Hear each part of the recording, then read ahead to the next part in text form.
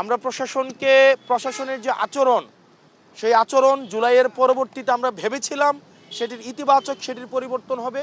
দুঃখজনক বিষয় হচ্ছে তাদের সে আচরণ, যে স্থাবকের যে আচরণ, একটি দলকে যেভাবে আনকন্ডিশনালি যেভাবে সাপোর্ট দিয়ে যাচ্ছে যে আচরণ, সেটি আমাদেরকে আহত করছে। এভাবে যদি চলতে থাকে তাহলে এই সরকারি অর্থ অপচয় করে এই নির্বাচনের কোনো প্রয়োজন নেই। গণতন্ত্রের জন্য যেই লড়াই সংগ্রাম হয়েছে দীর্ঘ 17 বছর, বিএনপির নেতাকর্মীরা যেভাবে রাস্তায় নির্যাতিত হয়েছে, নিপীড়িত হয়েছে, এই প্রশাসনের নগ্ন আচরণকে যদি বিএনপি এন্টারটেইন করে তাহলে এই 17 বছরে যারা ইলিয়াস আলী থেকে শুরু করে যারা গুম হয়েছে, আজকের আমাদের শহীদ ওসমান হাদি পর্যন্ত যারা শহীদ হয়েছে, তাদের রক্তের প্রতি সেটি হচ্ছে অপমান করা হবে। সেজন্য বিএনপিকে গণতন্ত্র যদি রক্ষা করতে হয় তাহলে এই প্রশাসনের নগ্ন আচরণের তাদেরকেও প্রতিবাদ জানাতে হবে।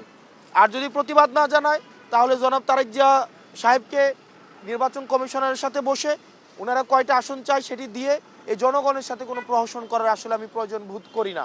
ডিসিরা, এসপিরা নগ্নভাবে এই নির্বাচনে হস্তক্ষেপ করছে।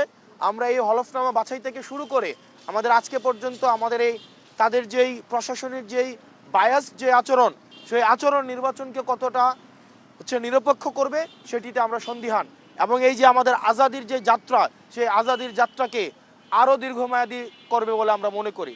সেজন্য সরকার থেকে শুরু করে নির্বাচন সংশ্লিষ্ট প্রত্যেকটি কর্তৃপক্ষ, ছাত্র জনতা এবং যারা ভোট দিবে তাদেরকে সচেতন হতে হবে।